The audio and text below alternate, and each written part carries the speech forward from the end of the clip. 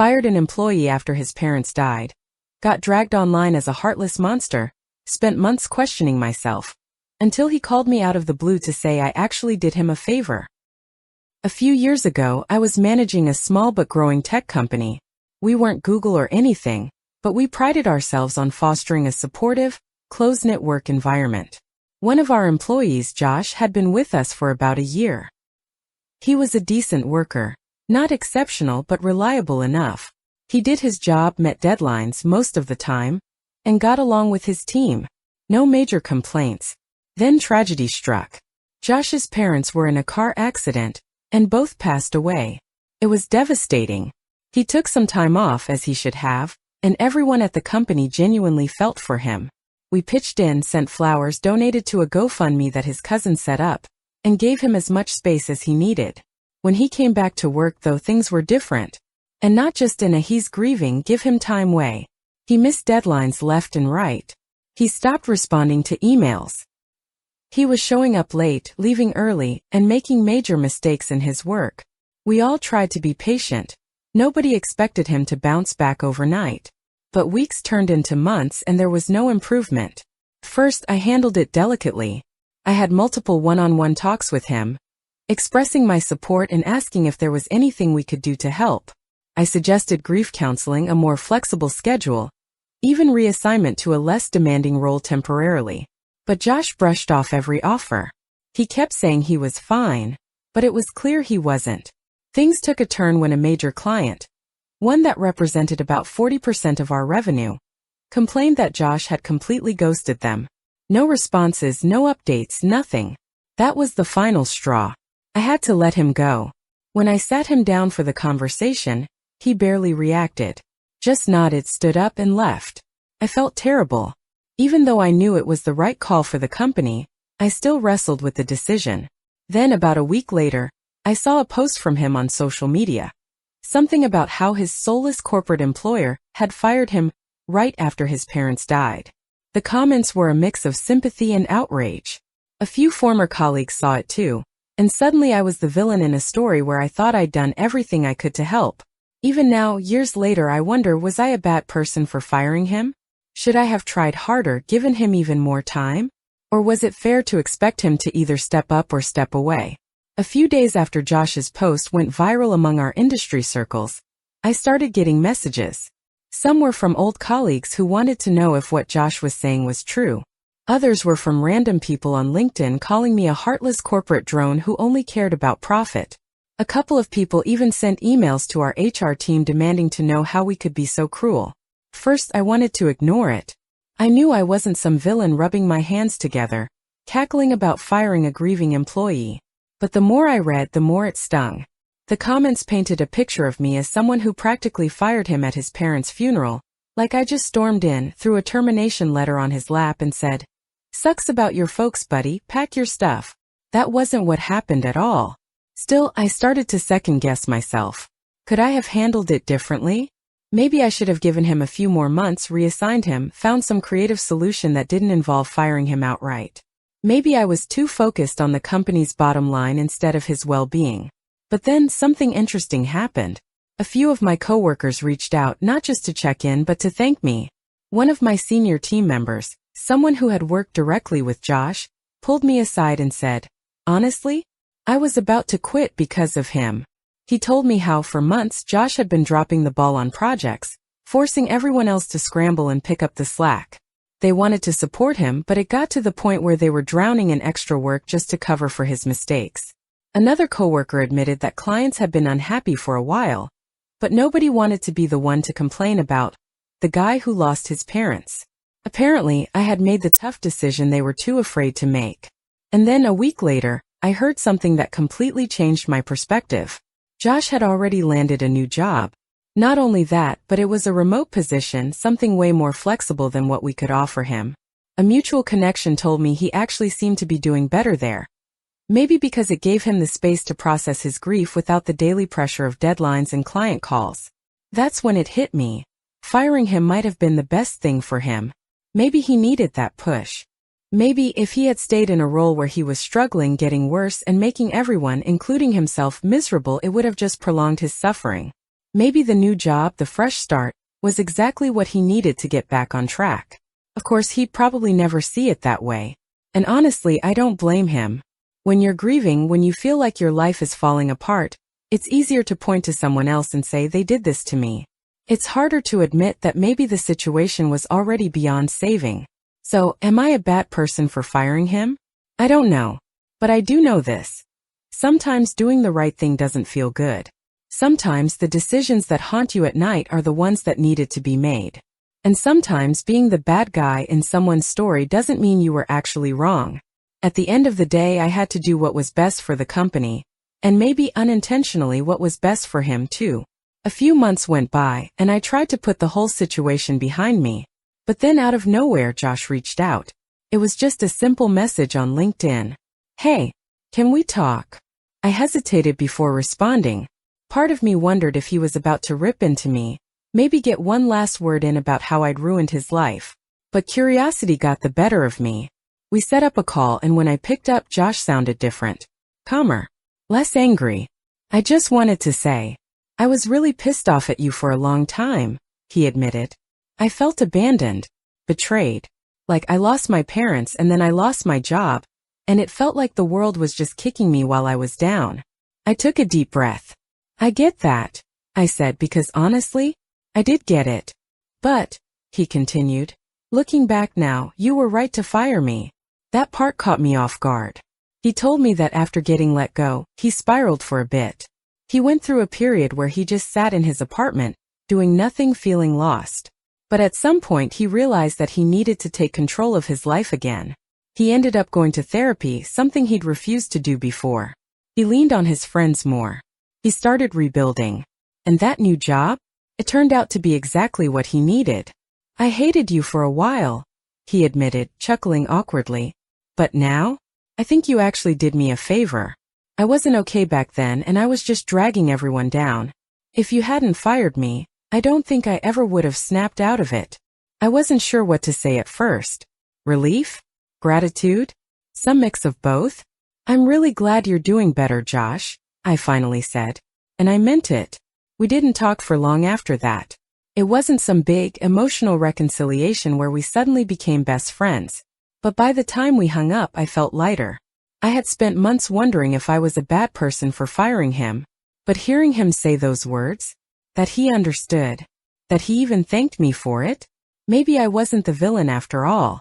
And maybe sometimes the hardest decisions, the ones that make you question yourself, the ones that keep you up at night, are the ones that actually help people in the end, even if they don't see it right away. A few weeks after that conversation with Josh, I found myself reflecting on the entire situation, how it had unfolded, how I had agonized over the decision, how I had let guilt gnaw at me for so long. But now something had shifted. For the first time, I wasn't questioning whether I had done the right thing. I knew I had, but the experience had taught me something even more valuable. Leadership isn't just about making tough calls. It's about learning to live with them. The truth is, I cared about Josh. He wasn't just some random employee to me. That's why it hurt so much to let him go in the first place. But I had to stop measuring my decisions by how they made me feel in the moment. Sometimes doing the right thing feels wrong at first. Sometimes it makes you the villain in someone's story. And sometimes the people who hate you for it today will thank you for it tomorrow. That realization changed the way I approached leadership. I stopped hesitating when I knew a tough decision needed to be made. I still led with empathy, of course. I still believed in supporting my employees and giving people a chance. But I also learned that there's a difference between helping someone and enabling them. And most importantly, I stopped tying my self-worth to whether or not people liked me. I wasn't a bad person for firing Josh. I was just a person doing their job, making the best decision I could with the information I had at the time. A few months later, I found myself in another tough situation at work. Nothing as intense as firing someone after a tragedy, but a decision that was bound to upset people. Before all of this, I probably would have lost sleep over it, agonized over how to soften the blow, how to avoid being the bad guy. But this time I handled it differently. I made the decision, stood by it, and moved forward. No overthinking. No guilt. Just clarity. And you know what? The world didn't end. No viral LinkedIn posts, no crisis of conscience, just a necessary call that kept the company moving. That's when it hit me I had changed. Not in a cold, heartless way but in a stronger way. I had finally accepted that leadership isn't about keeping everyone happy. It's about making the right choices, even when they suck. Even when they make you unpopular. Even when they make you question yourself for a little while. I never spoke to Josh again after that last call, and honestly I didn't need to. There was no need for a big reunion or some dramatic redemption arc. We had both moved on and that was enough. But every once in a while I still think about him. Not in a way that fills me with doubt anymore, but in a way that reminds me of how much I grew from that experience. How sometimes the hardest decisions are the ones that shape you the most. And if that makes me a bad person, well then maybe being the bad guy isn't always such a bad thing. Next story. Dumped my clingy total friend, after she guilt-tripped me for rock climbing without her. She ghosted me, came back weeks later with an apology, and now I'm finally free to enjoy my life without drama. So here's the deal. I 24F love rock climbing. It's my go-to hobby, my stress reliever, and honestly one of the few things keeping me from spiraling into existential dread. My best friend Jen 25F has been my adventure buddy for years, but lately things have gotten a little complicated. Jen is what I like to call a total friend, as in she expects to do everything together. Like if I make dinner plans with another friend? Betrayal. If I watch a new Netflix show without her? Gasp, how dare I? And don't even get me started on group outings where she suddenly decides she's the main character and everyone else is just a guest star. Anyway, a few months ago I introduced her to rock climbing. I thought, hey, this will be fun. A shared hobby. Big mistake. She hated it. Complained the whole time. The harness is uncomfortable. My fingers hurt. This place smells like feet. Okay, fair on that last one, but you get the idea. She swore she'd never do it again, which was fine. But then get this, she decided that if she wasn't climbing I shouldn't either. You're seriously going without me? She'd say every time I made plans. Why don't we just get brunch instead? Or, ugh, do we have to go to the gross rock gym? Can't we do something we both like? Mind you, she was not offering alternatives beyond bottomless mimosas. And look, I love brunch as much as the next girl, but I'm not about to give up my hobby for overpriced avocado toast. So last weekend I went climbing without telling her. I figured, she doesn't even like it, she won't care. But oh, she cared. She found out through Instagram, curse my need to post cool climbing pics, and she lost it. Text blew up my phone. Wow, guess I know where I stand now. Nice to see you having fun without me. Thought we were best friends. And I just snapped. I finally texted back, Jen, you hate climbing. You said so yourself. Why does it bother you that I went? Her response, because friends don't exclude each other. Exclude? Girl, this isn't a VIP party. It's a rock gym where people willingly shred their hands for fun. So now she's giving me the cold shoulder, acting like I committed some kind of friendship sin. But honestly, I feel relieved, like I finally got my hobby back. So, am I a bad person for going climbing without her? Or is this just the universe telling me it's time to let go of my total friend? For a few days, Jen keeps up the silent treatment, which honestly feels more like a gift than a punishment. No guilt-trippy texts. No passive-aggressive comments. Just peace. But of course it doesn't last. On Thursday, she finally cracks and sends a long-winded text about how she needs to talk, and how she's been feeling really abandoned lately. I brace myself because I know this conversation is going to be a whole thing, but I agree to meet up for coffee. I figure maybe we can hash this out like mature adults. I was wrong. The second I sit down, Jen launches into an emotional PowerPoint presentation about my betrayal. Slide 1. How you've changed. She starts off soft, talking about how we used to do everything together, how I was her person, and how she thought we were on the same page about our friendship. I nod along, trying to be empathetic, but in my head, I'm just thinking, Jen, this isn't Grey's Anatomy. I'm not your emotional support intern. Slide 2. Your new obsession. Then, she pivots to my rock climbing problem. Yes, she calls it a problem. You just seem so obsessed with it lately. She says like I've joined a dangerous cult. It's like climbing comes before everything else. I nearly laugh. If anyone has an obsession, it's her with me. But I keep my mouth shut. Slide 3. How you left me behind. And finally, the climax of her argument. The ultimate friendship betrayal, me going climbing without her. I just don't understand why you do something knowing it would hurt me, she says, eyes glossy, voice dramatic. Friends don't make each other feel replaceable. At this point I should probably be more delicate, but I can't help it, I sigh. Loudly. Jen, I say as gently as I can. I love you, but you hate climbing. You made that very clear. Why do you even want me to include you in something you don't enjoy? Her response. A gym. It's not about climbing, she says. It's about you having fun without me. Oh. Suddenly everything clicks. It's not about the climbing wall.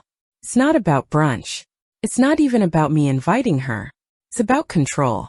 About her not wanting me to have a life outside of her. And that's not friendship.